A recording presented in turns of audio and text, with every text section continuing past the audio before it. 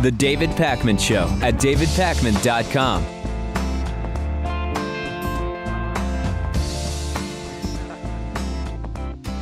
President Obama sort of very casually floated the idea of mandatory voting yesterday at a speech in Cleveland, and right-wingers almost exploded. Government overreach, tyrannical Obama, all that stuff. All President Obama said is that mandatory voting could have some positive impacts, including mitigating the effect of money in politics. He said, quote, "In Australia and some other countries, there's mandatory voting. It would be transformative if everybody voted. That would counteract money more than anything. The people who tend not to vote are younger, they're lower income, they're skewed heavily towards immigrant groups and minority groups. There's a reason why some folks try to keep them away from the polls." Everything President Obama said there is absolutely accurate. Less than 37% of eligible voters actually voted in the 2014 midterm elections, according to the Pew Charitable Trust. That means about 144 million Americans, or more than the entire population of Russia, did not vote. Remember, one party doesn't want more people to vote. It's the same party that benefits when fewer people vote. We know when voter turnout is higher, the more progressive candidate tends to win. President Obama is absolutely right, and Republicans hate it.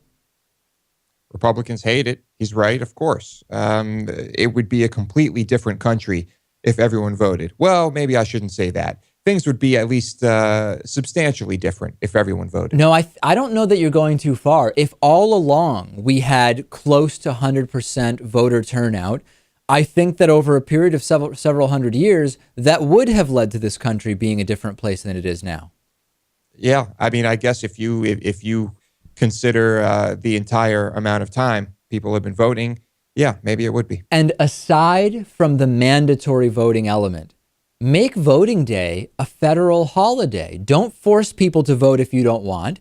It certainly can't be tyrannical to make voting day a federal holiday. I mean, Christmas is a holiday, and that's a religious holiday for adherents of only one religion. I don't see how anyone could have a problem with voting day being a federal holiday. That alone could have huge impact, because think about who's more likely to be unable to take a few hours off to go vote or show up late to work to go vote. Very, very significant federal holiday for voting day, and we can't even seem to get that going. It's completely idiotic to not have it be a federal holiday. Also, we could change it so that this is on a Saturday or a Sunday. It wouldn't be catastrophic. I think we could easily do that. The White House is removing a federal regulation that subjects its Office of Administration to FOIA, the Freedom of Information Act. This is the policy that allows the public to go through a process that requests documents that, unless there's some specific reason as to why that document should not be provided to a member of the public, it is provided to a member of the public. And this will make official what has essentially been the policy under both President Obama and President Bush. They've been rejecting FOIA records requests from that office for years and years, and this is going to make it official by just removing the FOIA element from the White House Office of Administration. The White House is saying that this is just cleaning up FOIA regulations to be consistent with court rulings that say the White House Office of Administration is not subject to the same transparency laws that apply to FOIA in other departments. The timing of this is a little bit questionable, especially because it came on National Freedom of Information Day, especially because it's coming during an administration that said that they want to be the most transparent administration. This is not feeling, Lewis, like it supports that idea of this big interest in transparency. Was there ever an interest in transparency? These requests have been good. We've received a lot of valuable information through this, but ultimately we can still be denied any information they choose to deny us. So this isn't surprising at all. Well, two things on that. So in 2009, a federal appeals court did rule that the White House Office of Administration was not subject to FOIA anyway, quote, because it performs only operational and administrative tasks in support of the president and his staff, and therefore lacks substantial independent authority. That's one thing. But number two is something you're also kind of getting at, which is you can already justify not releasing individual documents because of issues of national security. So you wouldn't have to destroy FOIA at the White House Office of Administration, broadly speaking, because of fears of national security or too much information about the president's activities, because you can already say this particular document, because of national security issues, cannot be made public. And this goes to this general overclassification of documents. Documents, as we've talked about, Lewis, oftentimes of no real significance. The attitude seems to be, if we can keep it secret, let's keep it secret. And it has been completely counterproductive. Yeah, I mean, I understand their point of view. There are so many things that are still kept secret. But of course, the White House is going to be exempt from this. Do you understand their desire to, if we can keep it secret, let's keep it secret? In other words, from their point of view, does that make sense? Because I could see even from the White House's point of view saying, if we make too much stuff secret, we're going to actually maybe run into more resistance keeping secret the stuff that really needs to be secret. Whereas if we were more discerning about really only using this secrecy when it is really warranted, it might be more respected and taken seriously by the public. I don't think so, because we have a government that has never really been transparent. And so I think this is just kind of expected. Transparency has never been a priority for our government. The Texas Senate has given preliminary approval to allowing concealed handguns in college classrooms. Disaster. This happened the day after passing a measure which allowed the open carry of guns most everywhere else in Texas, which is the second most populous state in the country. Law enforcement is against this bill, allowing concealed carry on college campuses. Most student groups are against the bill. College leaders in Texas are against the bill. Even the retired Navy SEAL who led the raid to kill Osama bin Laden and is now the chancellor of the University of Texas is against the bill. Who supports the bill? Gun rights groups who are simply in the business of selling guns. The Senate's Republican majority likes the bill. 20-11, they voted in favor of it yesterday. The bill still needs a final vote, probably today, to send it to the House. We don't know for sure what will happen in the House, but it is the Texas House. And the bill mandates that colleges, public colleges and universities, must allow concealed handguns on campus. Private schools could still ban them. Lewis, I don't know about you, but I've never heard of a better idea than drunken frat boys with guns. I think this is a bad call. I can't say with certitude that it will end in disaster, but it just seems unnecessary to me. Lewis, if you accidentally had a kid, as you suggested might happen someday, you love the kid. Great. You send the kid to school. Do you want the kid going to a school that allows students to be concealed carrying? If I could choose between one that allows for it and one that does not, I think I would prefer the school that does not. And not specifically because there will be kids carrying guns, but just because of, I guess, the state that it's in or the school that would allow it, just the mentality of it, really. But wouldn't the armed people on the campus protect your kid if there was a bad guy with a gun who came on campus and started shooting? Maybe. Or they could just start, spray and pray, shooting all over the place. And, my kid could be killed by friendly fire. Yeah. As, when we talk about that scenario at the Batman movie theater in Auburn, Colorado, so many people saying, hey, if only lots of people in that movie theater, that dark movie theater, had guns when the shooting started, the situation would have been way better. I don't know how crossfire from multiple weapons in a dark movie theater would have given us a better scenario. I just don't know how. Yeah, I do not like that good guy with a gun always wins mentality. It just really makes absolutely no sense, and it's really childish and immature. The NYPD has been caught whitewashing police brutality on Wikipedia. Wikipedia has been the source of a lot of political controversy. You remember Rand Paul was caught giving speeches plagiarized in part from Wikipedia. There was a political battle on Wikipedia over an entry about Malaysian Airlines flight MH17 with the Russian government reportedly removing entire sections of the Wikipedia article.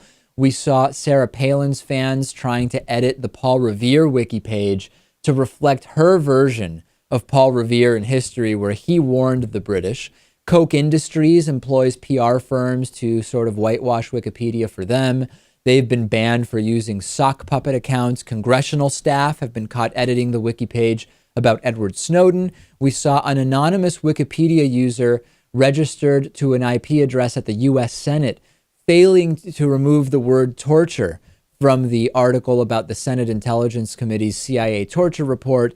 And now IP addresses linked to the NYPD's computer network have been used to sanitize wiki entries in cases of police brutality. 85 IP addresses connected to one PP, one police plaza, altered entries for some of the most high-profile police abuse cases. They've been caught red-handed, Lewis. It's interesting. I don't know, perhaps they realized that this would be traced back to them, or realized that there was a chance of it and thought that if the wiki pages stayed the way they edited them, that that would be worth it. But it seems kind of foolish if they thought that they could just do this kind of covertly. NYPD caught editing the wiki page of the Eric Garner incident. The edit changed. Garner raised both arms in the air, implying that he was not being aggressive towards police, to Garner flailed his arms about as he spoke, which has it's a nuanced but significant change, which just goes to building this case that Garner was being aggressive towards the officers. And the case has come and gone. I mean, it's done, right? So this is really, I guess, just about... it's about whitewashing retroactively. Yeah, it's about PR. It's about, relations between police and citizens. And it's, well, of course, it's dishonest, right? Absolutely. NYPD also changing the word chokehold to chokehold or headlock. Again, just slightly changing the wording to inject some doubt, make it not seem like what the police did was definitely against the NYPD's own policy. It was only maybe against the NYPD's own policy. It cited respiratory distress as a reason for why Eric Garner died, as opposed to as a result of the NYPD chokehold. NYPD spokeswoman was asked about this, said that the matter is under internal review. I'm sure, Lewis, it's going to be a very, very serious investigation.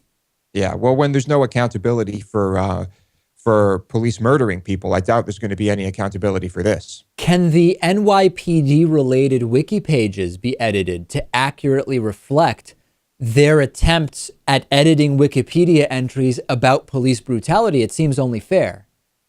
I think that would be fine. I'm sure someone's already working on it. Will the Wikipedia monitors allow that to happen? If it's properly cited, then they absolutely should. I wonder if someone will do that. Talk to us about this and any other story we cover on Twitter, twitter.com/David Pakman Show. We'll be back after the break. Great show today. The David Pakman Show at davidpakman.com.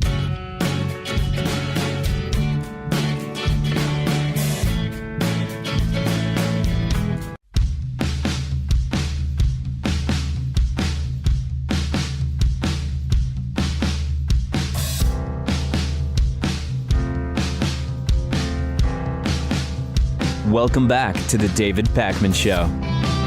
Our program is, of course, funded by you, members of our audience. Today's new member of the day is Robert Gwynn. Robert, thank you for being a David Pakman Show member. And we have a great thing going on to start to close out the month.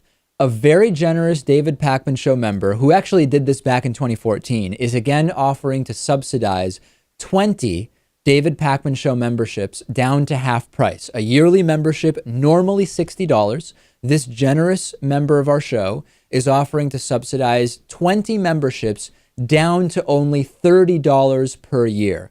If you want one of these, please email us through our website, davidpakman.com. Because these will likely go very quickly, I don't want to give out the address for where to sign up. I need you to one by one just email us, and on a first come, first served basis, we will send you a link and a password to sign up. And this is a really great opportunity to get access to all of the great member benefits at half price. We have 20 of these that were originally available. We sent out an email blast about this last night. 5 have already been spoken for. So we have 15 of these left as of right now. I expect them to go probably in the next 24 to 36 hours. So go to davidpakman.com, hit contact us, and just say, David, I want one of those half-price memberships. Today's recommendation is a documentary called Stop at Nothing, the Lance Armstrong Story. Now, I have never been a fan of Lance Armstrong's, but I was interested in the entire situation around him admitting to doping and taking banned substances in his multiple Tour de France victories, 7, I believe. And the film is very, very interesting. It has a point of view. There's no question about it. But it catalogs the kind of arrogance around Lance Armstrong's use of banned performance-enhancing drugs, but also his bullying of those who threatened or were in the position, rather, threatened, not the right word, but were in the position, had the knowledge to expose Lance Armstrong. It is amazing what he did to try to prevent this from coming out. And all for nothing, ultimately, in the end. It seems like a pretty interesting documentary. And there's this line of, hey, listen, if it wasn't Lance Armstrong, the second place guy, the third place guy, everybody was basically doping at the time. It was just an epidemic within the professional cycling industry. That may be the case, but I still encourage you to watch the documentary simply to see the structure around Lance Armstrong and what appears to be pretty significant bullying of people.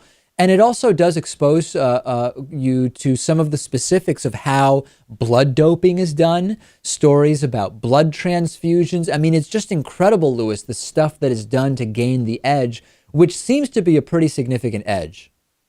A lot of people were doing this, and I think it's a lot more interesting. You know, it's interesting to see that world, to see the world of the number one guy, and have it all laid out. So again, this is a documentary called Stop at Nothing, the Lance Armstrong Story. It is on Netflix. We'll set up a link so that you can also stream it from Amazon and send us a kickback on the YouTube video description for this film. Highly, highly recommend it. Send me your thoughts about it. Not that there was much reason to doubt it all along, but the measles outbreak at Disneyland in California has now been linked to low vaccination rates. There's a new analysis which suggests that the pockets of lower vaccination rates are likely responsible for the measles outbreak that began in December at California's Disneyland. The researchers estimate that the MMR vaccination rate, among the people who were exposed to measles in the outbreak may have been as low as 50% and likely no higher than 86%. There have been 127 cases of measles in the U.S. linked to the Disneyland outbreak. And because measles is so contagious, you need to have a vaccination rate of 96 to 99% to prevent these outbreaks, right? Herd immunity, basic science. And when you look at the vaccination rate of those involved in the outbreak, 50 to 86%, the math is quite simple on this one. Yeah, we didn't really need the study to tell us this, like you said. I mean, I guess it's nice to have confirmation, if anything. Yeah, and before the study, we had a sense that this was what happened, but researchers didn't know exactly how low the vaccination rates were among the people who came in contact with the measles cases. And now we know that, and it's been spreading. We know that the national rate for MMR vaccination in the U.S. is still pretty high, 92%. But you have these pockets, these anti-vaccine pockets, with far lower rates of vaccination. And remember that 92% is not that high. There are numerous countries in Central and South America with significantly higher rates of vaccination. I don't remember now if it was 30 or 80 countries that have higher measles vaccination rates than the U.S. I wonder if Disneyland will start requiring proof of vaccination. Do you think we'll get to that point? That's logistically, I think, going to be kind of difficult. So probably not. And I think this movement will continue. You know, I think if measles were more deadly than it is, perhaps people would snap out of this. But most children are not going to die from it. And I think that's only adding to this. An anti-vaccine advocate offered $100,000 to anyone who could prove that measles actually exists and is a virus. Someone did that. He refused to pay, but a court has now actually made him pay. This is amazing. There's been a measles outbreak in Germany as well, not just in Disneyland, California. And it started the typical debate about whether vaccinations for measles should be required. And there's this German biologist named Stefan Lanka who offered €100,000, or about 106,000 US dollars, to anyone who could prove that measles is a virus, because Stefan Lanka believes that measles is actually a psychosomatic illness, right? It's caused by or aggravated by mental factors, internal conflict, stress, trauma. The reward was claimed by German doctor David Barden, who put together the extensive medical evidence and showed that indeed measles is a virus. Lanka dismissed the findings, but a court in the town of Ravensburg, Germany ruled, no, the doctor has proven that measles is a virus, and you need to pay him the €100,000. This is absolutely fantastic, Lewis. It's good news, and I'm glad that the courts are taking this seriously over there, because it's not just it's important. It's an important issue. I think if this bet were about something like a sports team winning, or the over/under on a soccer match, it'd be a different story. But I think you have to hold this man accountable here in this case, because otherwise that epidemic could become even worse. And even though most who contract measles will not die from it, an 18-month-old boy did die in Berlin last month of measles. The World Health Organization is taken aback, as they say, by the 22,000 cases reported in Europe since 2014. They want to see vaccination stepped up. And I am the last person to dismiss psychosomatic illness as something that needs to be taken more seriously. I've been talking about that for a long time. Look at back pain, for example, almost non-existent in many parts of the world that don't have this kind of modern Western society. More than half of back pain is never attributed to any kind of specific physical cause. Fibromyalgia, some urinary conditions, persistent headaches. There are so many conditions where we need to be much more open to the idea that it is a psychosomatic source of pain or discomfort or symptoms. But measles is just not one of those. It's a virus. It's a virus, and people like this are really dangerous, and it's a good thing he's being held accountable for his claims. But he's not going to be convinced by this, that Stefan Lanka, that measles is real, or that vaccines make sense. At least he did pay with his wallet for his stupidity. But if anything, this is going to make him think that he's onto something, right? Hey, even the courts are getting involved in trying to convince people measles is a virus and that vaccines work or whatever. I must really be onto something. It's like trying to convince a birther that Obama was actually born in Hawaii. It's almost impossible. After the break, we will talk to former police officer Raeford Davis, who made hundreds or thousands of drug-related arrests, and he now is for the legalization of marijuana. I think it will be a very interesting interview. Remember that I have those 15 remaining half-price memberships subsidized by a generous member of our audience. If you want one of those 15, go to davidpakman.com, click on Contact Us, and just say, I would love one of those half-price memberships. I expect them to last maybe 24 to 36 more hours. We will talk to former officer Raeford Davis after the break. The David Pakman Show at davidpakman.com.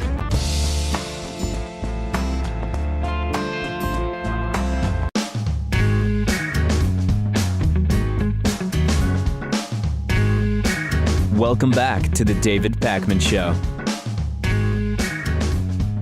I'm joined today by Raeford Davis, who's a former police officer with the North Charleston Police Department in South Carolina, also a speaker for LEAP, Law Enforcement Against Prohibition. It's so great to have you on, and what I would love to talk to you about are your experiences with regard to drug laws and drug enforcement during your time as a police officer. Give us first kind of a broad sense of, when we talk about your time as a police officer and drugs, what types of interactions made up the drug-related incidents? Well, thank you for having me on the show, David. That's right. I was a police officer from 2002, 2007. City of North Charleston is about 80,000 population, about 300-man police force. We were the 8th most dangerous city at the time. I spent 4 years on patrol, and our main mission was to get guns and drugs off the streets. So we were a very active police department, and we had a pretty busy area that I worked in. I made hundreds of arrests, many of them drug-related, from just very small crack pipes up to murder-related, drug-related murder investigations. And when you would arrest someone, for example, for something like a crack pipe, what went through your head in terms of evaluating whether this was the best use of your time in terms of the effect on public safety? Well, you try to justify it, and the idea is that if you arrest somebody that you think is maybe up to no good or something early, that prevents a more serious crime later on.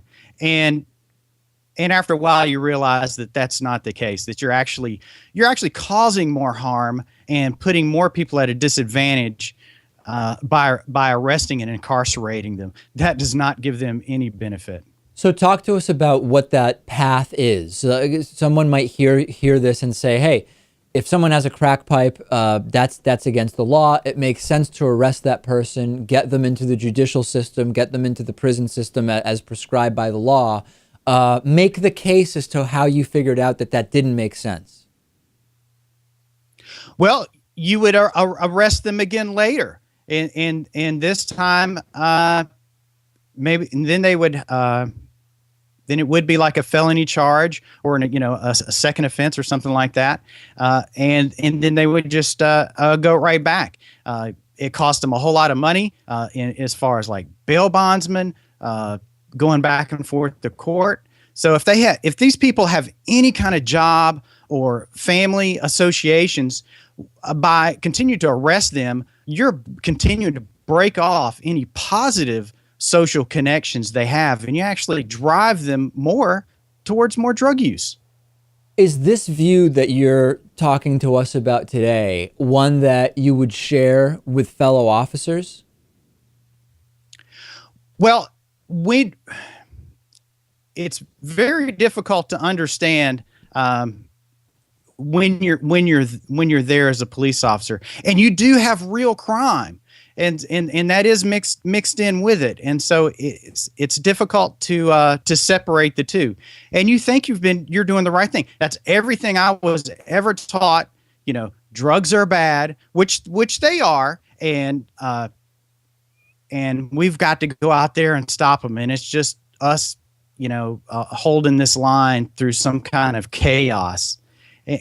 And so you go in believing that, and that you're doing the right thing. But I guess what I'm trying to get at was, were there any candid conversations you would have with fellow officers where you guys get together and you might say, listen, I know we're just enforcing the law here, and we believe that drugs are for many a destructive force, but is this really the best legal structure around drugs, or is there a better way that our time might be used, for example? Well, certainly with marijuana, you'll get virtually every officer will agree that marijuana needs to be legalized. Now, they'll have concerns about how you apply it to driving and maybe youth drug use. They would have concerns with that, but otherwise they would love to not deal with marijuana. And the other drugs, or as a patrol officer, you would try to overlook.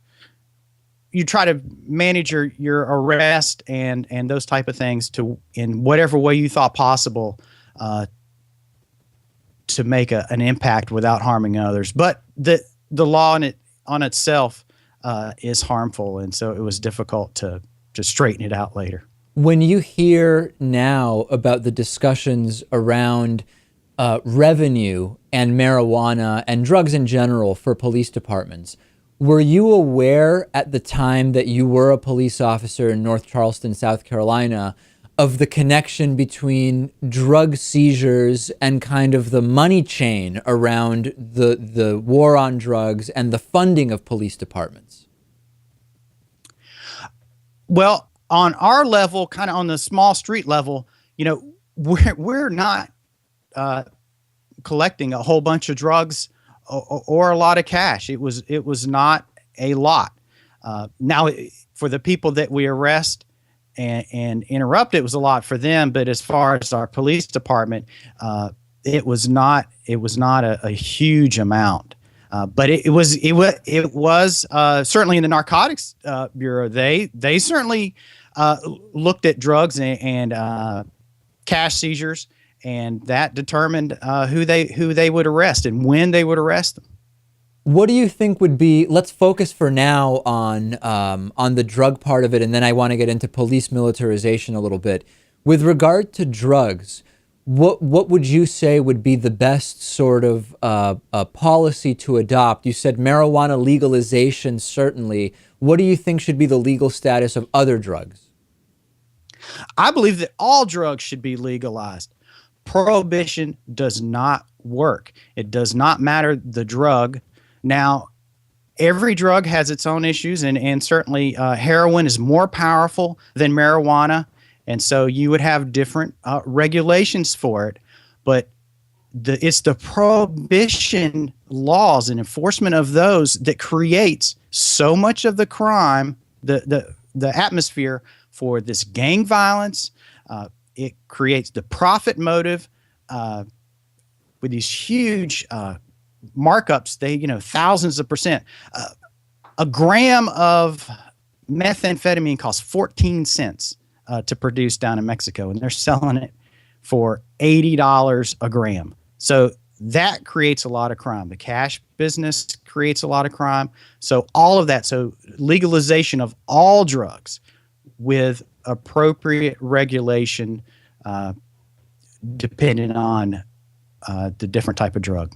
So last thing I want to touch on is, what's the connection between all of this discussion of drugs and the trend we've seen towards increased police militarization? We're seeing no-knock raids of those suspected of having sometimes even not that significant amounts of drugs in their homes. We've seen actually a SWAT officer who was killed by a suspect, and a jury did not convict that individual because the no-knock raid legitimately gave the suspect no reason to think that it was law enforcement even entering his home. We're seeing police use of force escalate. Do you see a connection between the war on drugs and this police militarization?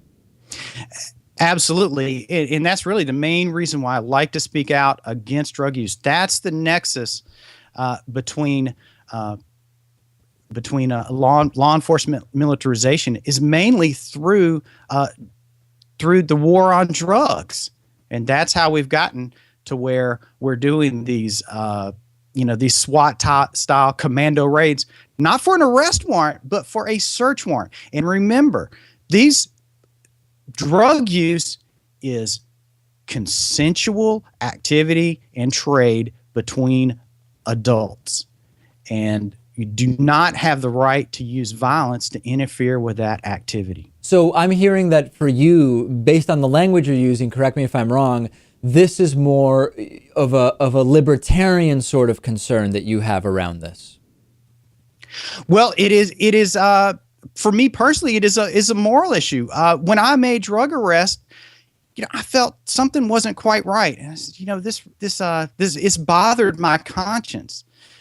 That I was arresting people for nonviolent activity, and deep down, I believe that it was not right morally, and it does interfere with our inalienable rights. All right, we've been speaking with Raeford Davis, former police officer in North Charleston, South Carolina, speaker for Law Enforcement Against Prohibition. A very interesting point of view. Thanks so much for sharing it with us. Thank you, David. The David Pakman Show at davidpakman.com.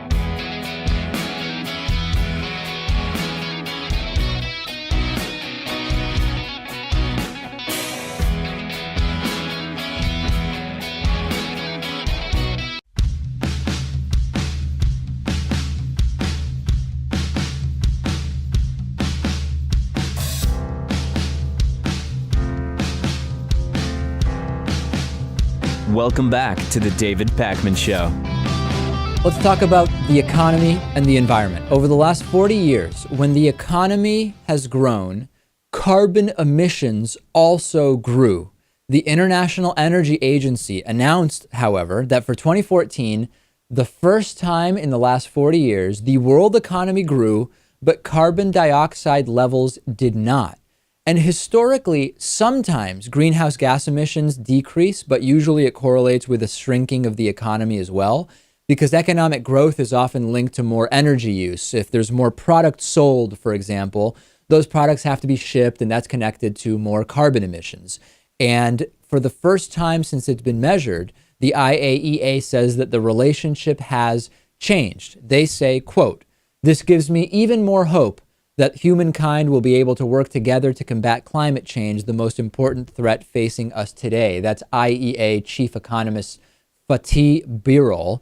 Some important factors here: China's increased use of renewable resources, efforts by countries in the OECD, which are generally considered kind of like the most developed countries at the level of development that the US is at, have been using more sustainable forms of energy. Per person energy use in the US is also expected to decline as GDP increases. So we may, Lewis, be seeing a decoupling of economic growth and carbon emissions. It's good news. I will add that according to some experts, as far as polar ice goes and sea levels, it's already too late. But things could always get worse. And so I think that this is, of course, a trend I'd like to see continue. We need a global effort here. Really. And it's more than wanting to see the trend continue, because the 2014 numbers aren't nearly enough, as you mentioned. It may already be too late, and it's not nearly enough. A recent analysis by PricewaterhouseCoopers provided some numbers. Since 2000, global carbon intensity has dropped by about 1% per year. But to avoid a 2 degrees Celsius increase in worldwide global temperature, well, global would mean worldwide, in global temperature, global carbon intensity needs to drop by about 6% per year. So we're only at 1/6 of what we need to do to avoid this global temperature increase. And that in and of itself is only one part of paring down our impact on the environment. Yeah, I think perhaps had the entire world, embraced nuclear power, maybe we could have made a bigger impact. For all of the bad things about nuclear power, you're not wrong, at least statistically speaking. Yeah. So still, at least we have some good news amidst all the bad things that are happening with climate change. Conservatives said that a $15 minimum wage in Seattle would destroy the Seattle restaurant scene. They are claiming that it's already happening. It just so happens that the evidence proves them wrong. Seattle is preparing for an April 1st launch of the highest minimum wage law in the country at $15 per hour. Now, this is a staggered rollout. The $15 per hour on April 1st is only going to apply to the biggest and most profitable restaurants. For small restaurants, there's going to be a phased-in increase, which will take 3 to 6 years. So this is not even going to impact small restaurants in full right away. But it didn't stop a number of conservatives from claiming that restaurants that are closing in Seattle now are doing so preemptively because of the minimum wage increase. The New York Post editorial board, the American Enterprise Institute scholar Mark Perry, Forbes contributor Tim Worstall, Rush Limbaugh, they've all been citing an article in Seattle Magazine from March 4th which said there's a rash of shutterings of restaurants. The conservatives are saying it's because the minimum wage increase is coming. However, it turns out that none of the owners of the restaurants mentioned, which are Boat Street Cafe, Little Uncle, Grub, and Shawnick, actually said this.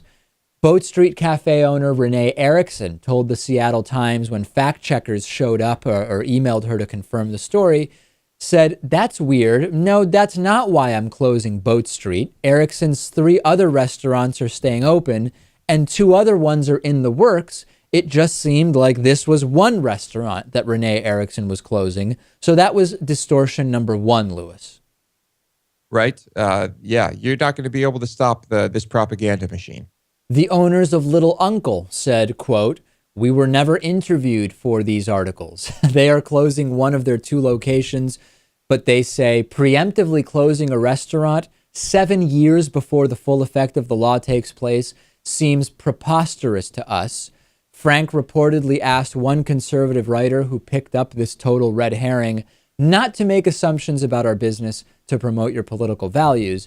And then there's the owner of Shonik, who told the Times that the closing has nothing to do with wages at all. They're actually being they're making decisions that don't have anything to do with wages. And lastly, Grub's owner said, "We were bought out and rebranded by new ownership because our restaurant is doing so well." So it's quite the opposite of saying that they're preemptively closing because of a higher minimum wage. This is going to continue, and I imagine you're even going to have restaurant owners who live there who might close down because their food sucks and blame it on this wage hike. So I think the other restaurant owners, the ones who are doing well and the ones who profit or benefit from this, are going to have to proactively come out and say, look, this is working. Well, conservatives seem desperate to prove that some element of supply-side economics works. And since there's no actual evidence that it does, they need to speculate. They need to make stuff up. The entire point of the article is moot altogether, since businesses won't be fully impacted for several years. And they're just desperate, Lewis. They really want some kind of evidence, even if they have to make it up, to point to that their supply-side economics of tax breaks for the rich and no minimum wage and no regulation, that it works. And history tells us that it doesn't. And you know what? Now is the time to do it for them, because they want to see this repealed before it really starts going into effect. So I can't blame them for trying to act on it now. We have a voicemail number. That number is 219-2DAVID-P. You can call it any time of day. Here's one voicemail that came in. Hi, this is Christine Breen from Los Angeles. Lewis, David, I can say with certainty that the word certitude is an approved Webster-defined word, meaning certainty. However, it's a word that some people use to make them sound really educated or smart. Using, quote, big words when little ones would work as well is a sign of a person trying to bolster themselves to the listener. All right, so let me address this. First of all, certitude is not a bigger word than certainty. So the idea that Lewis, when he says certitude, is trying to use a big word is empirically inaccurate. But we don't say certitude because we think it's not a real word. It's a reference back to Anthony Weiner. When he was asked something about the pictures of his penis that he tweeted out, he said something about not being able to say with certitude, I think, that the pictures weren't of him, right? Right. I think he was saying, I can't say with certitude that that's my penis. Right. So when Lewis uses the word, he's not using it as a fake word, like when he made up feverent or a Sarah Palin word. He's just referencing Anthony Weiner's use of the word. It's not to make him sound smarter or anything like that, but we know it's a real word, Lewis. We are aware of that. And I don't know, I just also kind of like the way it rolls off the tongue. But yes, it all dates back to Weiner's Wiener.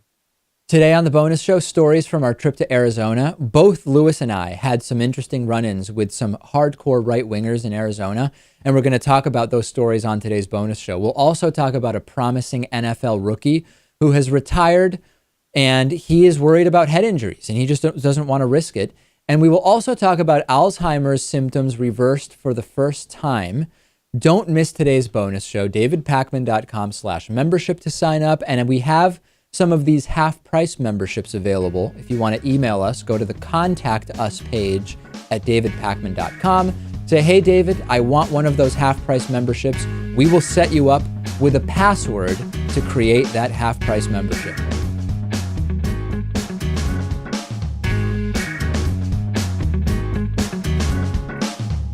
The David Pakman Show at davidpakman.com.